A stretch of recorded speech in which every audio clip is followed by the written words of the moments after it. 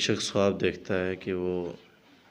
خواب کے اندر مباشرت کر رہا ہے، لیکن جب وہ بیدار ہوتا ہے تو اپنے جسم پہ جب وہ غور کرتا ہے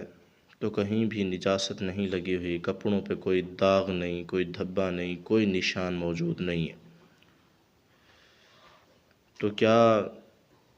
ایسی صورتحال میں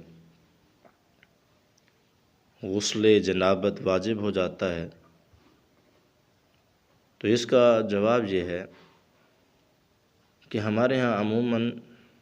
لوگوں کو اس طرح کے مسائل کا نہیں پتہ۔ جب ان کے ساتھ کوئی ایسا معاملہ درپیش ہوتا ہے تو وہ یہی سمجھتے ہیں کہ ہمارے اوپر غسل واجب ہو چکا ہے، تو وہ کیا کرتے ہیں، غسل جا کے کر لیتے ہیں۔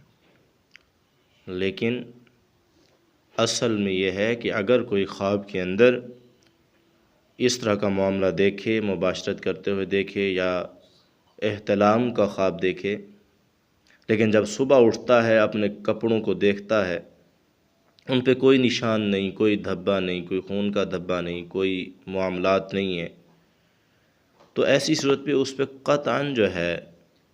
غسل واجب نہیں ہے، وہ پاک ہے، وہ اس کے ساتھ نماز، جسم کے ساتھ نماز وضو کر کے پڑھ سکتا ہے۔